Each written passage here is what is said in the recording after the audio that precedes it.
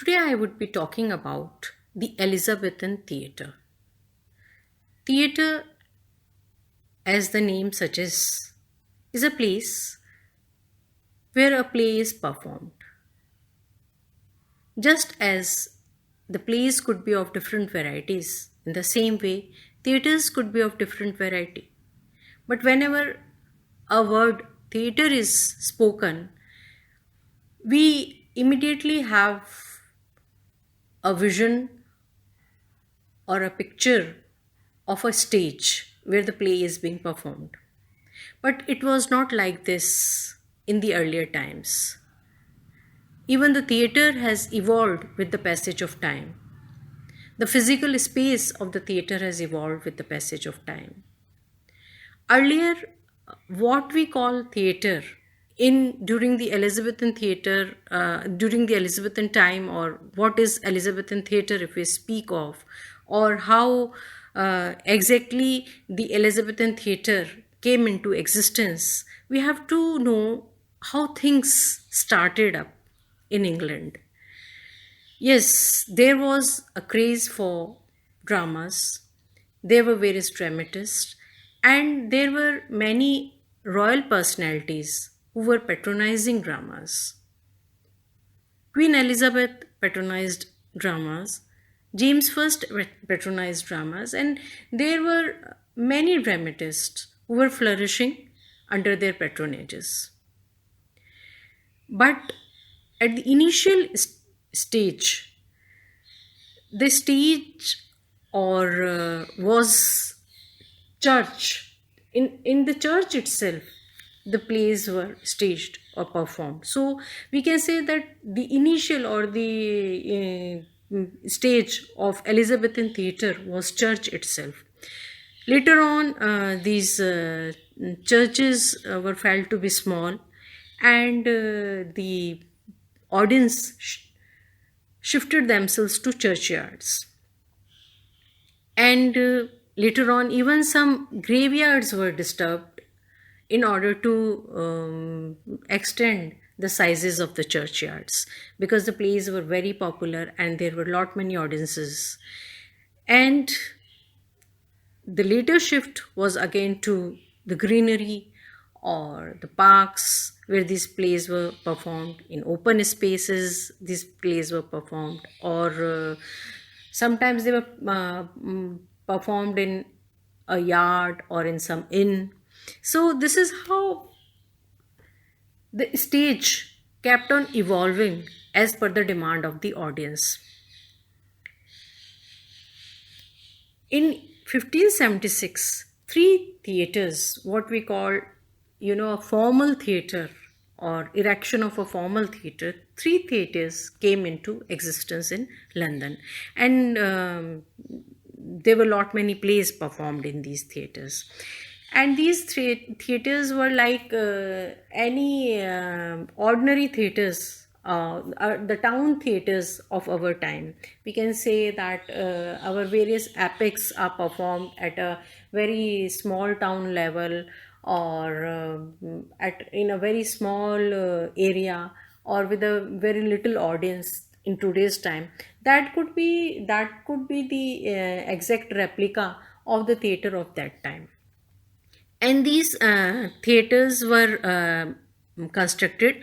Constructed means they had a temporary, semi-permanent, temporary and semi-permanent structure erected. They were largely in open area, and with a gallery, which was a portion of it had a gallery, and that gallery was covered.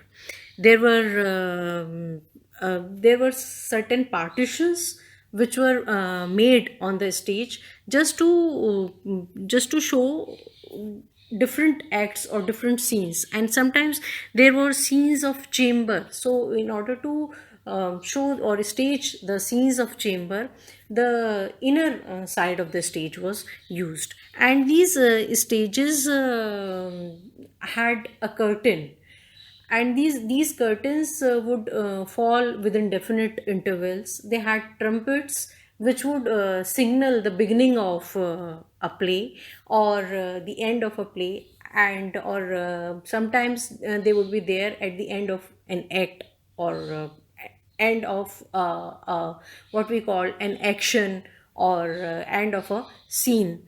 So it was like any ordinary theater or any ordinary auditorium or stage of today, and there was nothing very much extraordinary about the Elizabethan theater. In fact, when if we talk of the theater in general, we would find the writings surpassed, or the level of the writers or the level of dramatists surpassed the performances. Whatever was written was much more subtle than whatever was shown to the public, because the performances carried many limitations of the time or the infrastructure available at that time. And these theaters had places for general public, and general public used to stand and see the performances, and there were boxes on either sides of the stage, and these boxes were for the nobles, for the gallants, for the aristocracy, and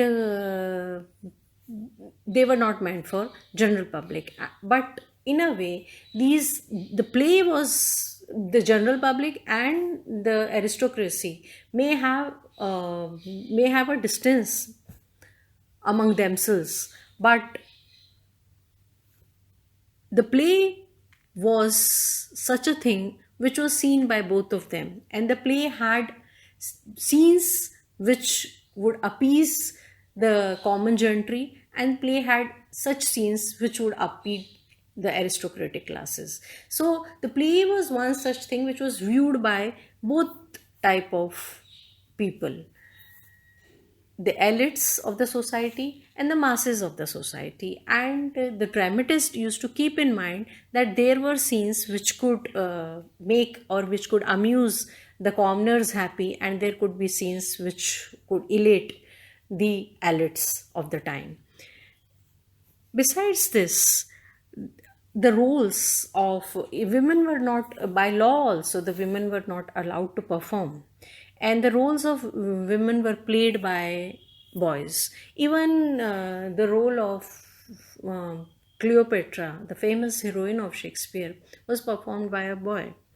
And today we can feel how it would have looked, because Cleopatra in her infinite beauty was performed by a boy.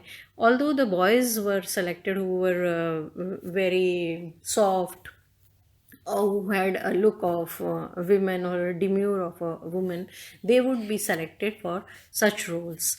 So we can say that Elizabethan theatre has come a long way. And if we talk of modern theatre today, it has it's still evolving every day. And we today we have we can do away with theaters also. We are performing street plays, and we are not using any props as well. And even a small prop, just as the Elizabethan for forest used to have a branch of a tree or a trunk of tree, and that branch of tree or that trunk of tree would reflect a forest. In the same way, in today's street plays also, just a cap or a small stick or any prop with them would reflect the entire concept or the idea which they want to convey. So in a way, Elizabethan theatre or any theatre in general has evolved with the passage of time. And theatre is something which we see live, but the stage has been shifted to electronic media.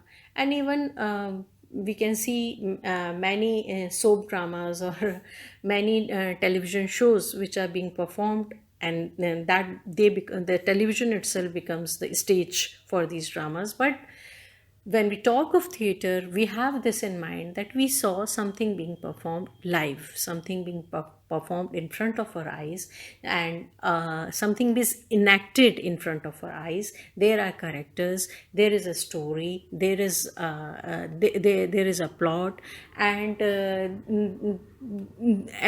these the story or the character or the plot would unfold on the stage itself. So it is like, or if it goes for 1 hour or 2 hours or half an hour, in half an hour itself we would see the live performance or the live unfolding of things, or the development of characters, or the progress of the plot, or whatever we call the end, or the